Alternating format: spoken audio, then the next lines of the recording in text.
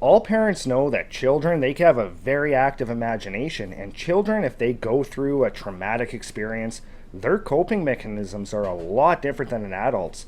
And for the family in today's story, that's exactly what they thought was going on. But once they started digging in a little bit deeper, they realized that what was actually going on was far more disturbing than anything they could have ever imagined. But before we get into that encounter, if you've had an encounter or know a story you'd like to have shared here on the show, please email me at the link below. If you like today's story, gently slap that like button. While you're at it, especially if you're a return viewer, hit that subscribe button. Also, hit that notification bell.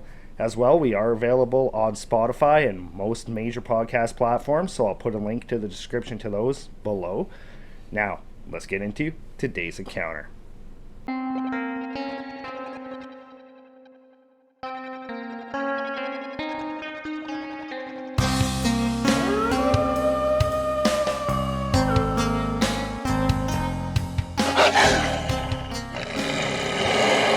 In the early 2000s, Kevin and his wife Katie were living on the outskirts of Los Angeles along with their 5-year-old daughter Izzy. Kevin, he was a Los Angeles Police Department police officer. Katie, she was a freelance photographer. And their daughter was just set to start kindergarten. And life was good. However, Kevin, being an LAPD officer, it took a real toll on him. Now, Kevin, ever since a very young age, he wanted to be a police officer. His father was a police officer. And when he got older and told his father he was going to become a police officer, his father actually tried to talk him out of it. He told him, Kevin, I know you want to be a police officer. I know movies make it look like a glorious job. But, there's stuff that you will deal with on a daily basis that you're going to take home with you. It's going to affect your life. Maybe look at a different career. Kevin, he did not listen. He really had his heart set on being a police officer, and that's what he ended up doing. But he did find that being an LAPD officer, it really was taking a toll on him. He was bringing a lot of stuff home, and he found over time that he was kind of shutting himself out from his wife, from his daughter. And over a couple-year period, he started talking to Katie and telling Katie, you know what, I know this is what I wanted. I wanted to be a cop, but, I don't know if I want to be a cop in a big city like Los Angeles. I think I would be happier being like state patrol, living out in a small town. But because Katie was a freelance photographer, a lot of her clientele were in the greater Los Angeles area. So that really more or less forced the couple to stay where they were. However, that all changed one night while Kevin was on night patrol. A call came over the radio from dispatch, and as soon as he heard that call, his heart just immediately sank. He felt his heart rate picking up. It was a call for a violent home invasion, and when he heard the address, that's when everything changed for him, because that address was his home address. Immediately upon hearing that over the radio, Kevin, he swung his cruiser around, started booking it back home, even though this area was not part of his patrol route. He just knew he had to get home. Fortunately enough, when Kevin did arrive at home, the house was completely surrounded by LAPD vehicles, and his wife and his daughter were safe. It turned out that 2 masked men armed with handguns broke into his house, and upon hearing them break the front window, Katie immediately grabbed Izzy, brought her down to the basement, and the two of them, they actually held out and hid underneath the stairs. So that's where she called 911. Everybody was okay, and the 2 guys that broke into his house were actually apprehended not too far away. However, that whole experience, it really changed their family dynamic. And Katie and Izzy were both absolutely terrified to be at home without Kevin. So very shortly after, about a month later, Kevin decided, you know what, this is enough. I'm not going to let my wife and my daughter live in fear like this anymore. And he started looking for a property somewhere far away from LA. And he ended up finding a property out in western Idaho, close to the Wyoming border, right along the mountains. And he actually put in for the Idaho State Police and got a position as an Idaho State Police trooper. So the family, they packed up all their belongings, they made the drive out to Idaho. This time, Even though all of Katie's clientele were pretty much in the greater Los Angeles area, she was completely fine with leaving just because that whole experience just shook them so much, and she was really on edge at home. So when the time came, they moved out to their new house, and almost immediately they started noticing a change in Izzy. Izzy, back in LA after that home invasion, she was really shut out from the world. She very seldomly talked. She was always scared. But once they moved into this new property, where their nearest neighbor was about 3 miles away, Izzy started talking a lot more. And both Kevin and Katie realized that that decision to leave Los Angeles, move to where they were, was the right decision. Their daughter seemed a lot more happy. She wasn't always scared. She was talking more. And even Katie, she was a lot more at ease and not on edge while Kevin was at work, like she was that last month living in Los Angeles. A short time later, Kevin, he decided to do something extra special for Izzy, and he decided to build her this big playhouse right up in the middle of the backyard towards the forest, somewhere that she could go if she was scared. She could go into that playhouse, she could play with toys, she could read books, and it was just something that he thought would help her even more. So he did end up building this massive playhouse, and Izzy, she absolutely loved it. She spent as much time as possible in that playhouse. More times than not, Izzy would just go out the back door, go across the backyard, go into that playhouse without telling anybody where she was. And there were times where Katie would be looking for her, calling her through the house with no response, and she would find her in that playhouse. And both Katie and Kevin were very happy that, their daughter felt comfortable enough being on her own in that playhouse. And it was just kind of a reassurance to both of them that their new life, it was the right call. One day while Kevin was at work, Katie was looking for Izzy and she could not find her anywhere in the house, so she started calling out her name. There was no response. So Katie immediately figured, okay, Izzy, she's inside the playhouse, I'm going to go get her. So she made her way out the front door, across the backyard, and when she got not too far from the playhouse, she could actually hear Izzy talking inside of it as if she was having a conversation with another child. Katie immediately stopped, just listening to the words that Izzy was saying, and it was very obvious to her that she was having a conversation with another child. So Katie called out to Izzy, asking who she was talking to. Izzy ended up coming out of the playhouse and telling her she was talking to her friend Mary. So Katie, she looked down at Izzy and said, "Oh, you have a new friend? Where does she live? Where does she come from?" And Izzy told Katie that she lives in a house off in the forest and that she just came to visit, that she just came up to the playhouse, she knocked on the door, and that they've instantly become best friends. Katie at this point was starting to think that Izzy was not talking to a real child, and chances were that she had developed an imaginary friend, whether it was from the move or from the trauma of dealing with that home invasion. But just to be sure, she ended up making her way into the playhouse. She looked around, and sure enough, there was no other child in the playhouse. So at that moment, Katie, she did brush it off as Izzy just having an imaginary friend. She did not really push Izzy for too many more details that day, but when Kevin got home from work, she told him of what had happened, and Kevin too, his first thought was that, Izzy, she has developed an imaginary friend. It was probably from the trauma of that home invasion, and they both really did not want to push Izzy for any more details. They were just really happy that Izzy was a lot more relaxed and that she was not constantly living in fear anymore. Over the next little while, more times than not, and usually only when Kevin would be off at work, Katie, she would find Izzy in that playhouse having a conversation with somebody.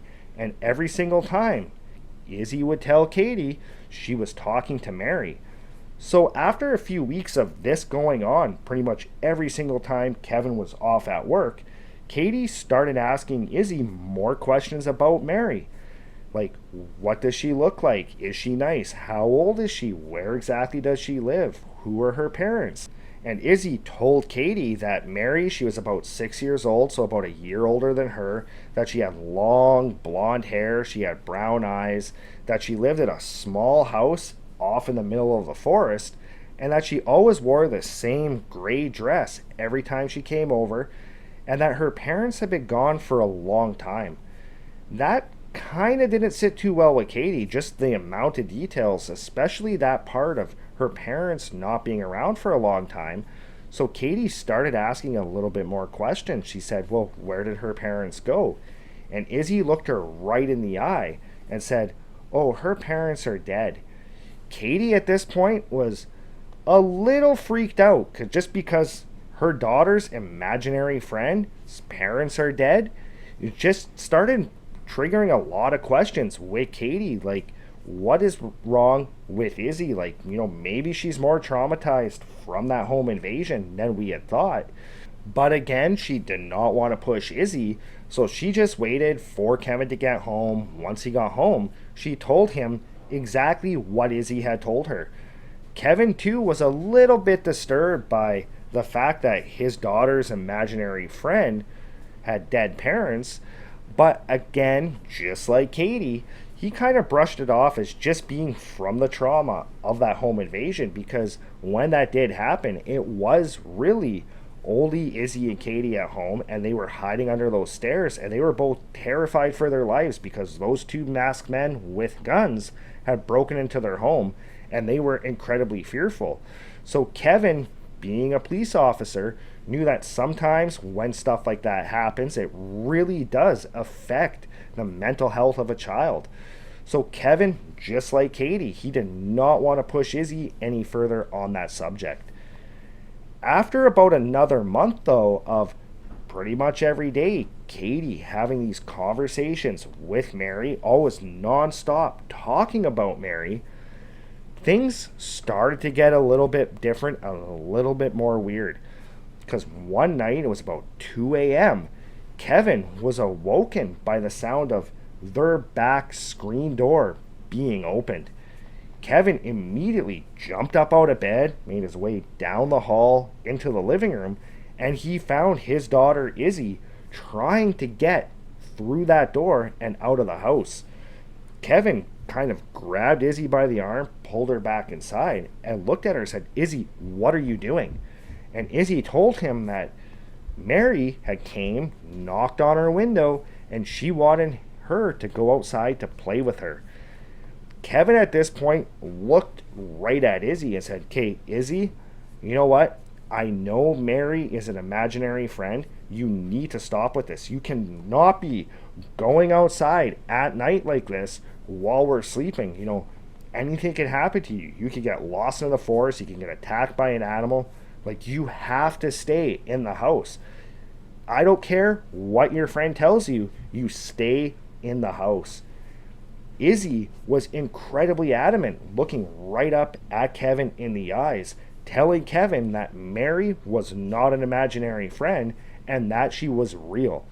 Kevin tried to convince Izzy that Mary was an imaginary friend, but the more he would say that to her, just the angrier and angrier Izzy would get, and she was very adamant that entire time that Mary was real.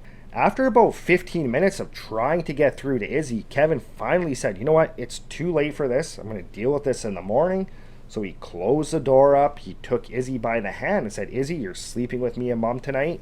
He made his way down the hall, back to his room. And almost as soon as Izzy climbed into bed beside Katie, she just completely passed out. Kevin sat up most of the rest of the night, just replaying what Izzy had said and just going over all these different scenarios in his head, thinking about what if his daughter did get out of the house? What if she ventured into the forest? What if she got attacked by an animal? What if she got lost? And it just really struck a lot of fear into him, thinking of all those different thoughts. So he really had a hard time falling asleep that night. The next morning, both Kevin and Katie, they had a conversation with Izzy, and they just reminded her that, under no circumstance do you ever leave the house at night when it's dark without one of us. You just don't do that. Izzy, she ended up promising both of her parents that she would never do anything like that again. and the family at that point just kind of tried to drop it. However, about a week later, same thing as before, around 2 a.m., Kevin was abruptly woken up, except this time it wasn't from the sound of that screen door opening. It was from the sound of Izzy screaming in fear at the top of her lungs from her room. Kevin immediately jumped up, ran out of bed, down the hall to Izzy's room, and he found Izzy just covered in her blanket, shaking and screaming and crying just uncontrollably. Kevin immediately grabbed her, held her in a hug, asked her what was wrong, and Izzy told him that Mary had come to the window again, knocked on it just like before, but this time Mary looked scary. Kevin was a little bit taken back. He did not know what to make of that, so he just looked down at Izzy and said, "What do you mean she looks scary?" And Izzy told Kevin that Mary did not look the same. She was still wearing that dress, but that dress looked all burnt up. Her face was all black. Her hair was almost completely gone.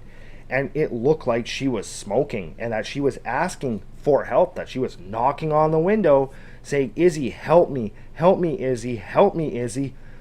Kevin at this point was completely terrified because he does not know, like, if there's something actually wrong with his daughter, if she's like some type of psychosis, if she's just going crazy from that trauma, from that home invasion, or, even worse, is there something, some type of spirit or some type of entity that's tormenting his daughter?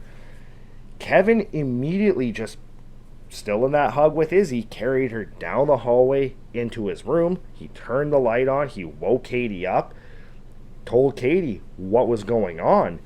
And both Kevin and Katie, for the rest of that night, they just sat up in bed trying to console Izzy. The next day, Izzy was still kind of hysterical about how Mary really looked different and how she was scary and how she was scaring her that night and that she no longer wanted to see Mary. So Kevin, he decided he was going to go out into the woods. He was going to find this house. He was going to talk to Mary's parents and find out what is going on. So Kevin, he grabbed a pack. He grabbed his issued sidearm, put it in his holster, made his way out the back door and into the woods. For the next several hours, Kevin, he just basically aimlessly wandered through the woods behind his house, looking for wherever this house would be, because he knew that according to the realtor and according to maps, there was nobody that lived off in the woods behind his house. It was pretty much just straight wilderness to the mountains, and then from there over into Wyoming. So Kevin did not know what to expect, but he knew that his daughter told him that Mary lived in a small house out in the woods. So for several hours, he just made his way through the woods, looking around for any sign of this house. After about 4 hours, Kevin came to the small clearing kind of at the base of this one little slope, and he immediately stopped because on the far side of that clearing, right up along the bush line, was what looked like the foundation of an old homestead. Kevin very slowly made his way across the clearing, and when he got up to it, that's exactly what it was. It was the foundation of an old homestead. You could see where the rocks had caved in on themselves. You could see the wood roof caved in into the middle. And Kevin started to think at this point, was this the house? Was this where Mary said she lived? So he started kind of looking around when all of a sudden, off into the bush line, right at the edge of the trees, he saw what looked like a little girl. And this little girl, she matched the description of Mary. She was about 6 years old. She had long blonde hair. She had brown eyes. And she was looking directly at him. Kevin kind of took a step back just because he was not really expecting to see somebody out in the bush like this, let alone his daughter's friend Mary. So he looked right at her and he said, "Mary, is that you?" And almost immediately after he said that, it was like Mary just vanished into thin air. Like right in front of his eyes, she just completely vanished. Kevin kind of took another step back, just in utter disbelief of what he just saw. And immediately he just started yelling out her name. He started yelling out Mary. He began looking around the area, running through the trees, screaming Mary's name, thinking that Mary was lost in the woods, but he could not find her. After a little bit of looking around, kind of replaying everything in his mind, of wondering how Mary just completely vanished right in front of him, he made his way back home. And when he got home, he was just completely lost for words. He just looked at Katie and said, I have to go to my office. He got in his truck, he made the drive over to his station, and he started looking through old records. And it actually turned out that there was a family in the mid 1800s that lived in a small homestead in behind his property, and they did have a daughter named Mary. It turned out that Mary's family had actually been killed in a house fire back in the mid 1800s. It turned out that what had happened was Mary's father had got into an altercation with another man in a small town in the area over some horses, and this man actually went to their house and set it ablaze with Mary and her family inside. Kevin, upon learning this, was absolutely terrified, because now he was thinking that his daughter's imaginary friend Mary was not an imaginary friend, and that chances were that this Mary was the spirit of that little girl Mary that had died in that house fire. Kevin, he made his way back home. He told Katie what he had discovered, and Katie too, upon learning that, she was terrified as well. Both Kevin and Katie, they did not know how to approach Izzy about this, so for the next few days they basically just kept that to themselves and discussed how they were going to deal with that situation. They ended up getting a preacher from a local town to come over to the house to bless the house, but even after that, Izzy almost nightly was saying that Mary was coming to her window, knocking on it. Kevin ended up reaching out to several other people, and somebody had recommended that, maybe he and his wife should take Izzy, go to that house, and leave something for Mary there, just to kind of acknowledge that her spirit was still there, that they knew that she was still there, and maybe that would stop her from coming and constantly knocking on Izzy's window. So Kevin and Katie both had a conversation with Izzy, basically trying not to scare her, but telling her what was going on. And the three of them, one day, they made their way out to that remnants of that homestead.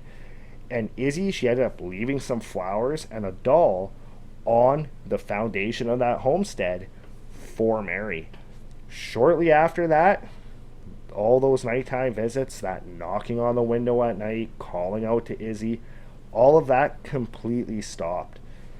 Over the next few years, as Izzy got older, she would still talk about Mary, but never in the sense that Mary had come to visit her, just the memories that she had with her in that playhouse and when she would come knock on her windows. And even to this day, nobody in that family has ever seen Mary again. And they do strongly believe that Mary was in fact the spirit of that little girl that was murdered in that house fire. Well, that's it for today's encounter. Let me know your thoughts on this. Do you think Mary was in fact the spirit of that little girl Mary? Or do you think that she was just an imaginary friend of Izzy's? Also, let me know how you would have handled this situation if you were a parent. I myself, I'm a parent, and I have no idea how I would deal with that if this was happening to one of my children. But I'd really love to know your thoughts on that. And as always, thanks for joining us. If you haven't done so already, hit that subscribe button, and I'll see you next time.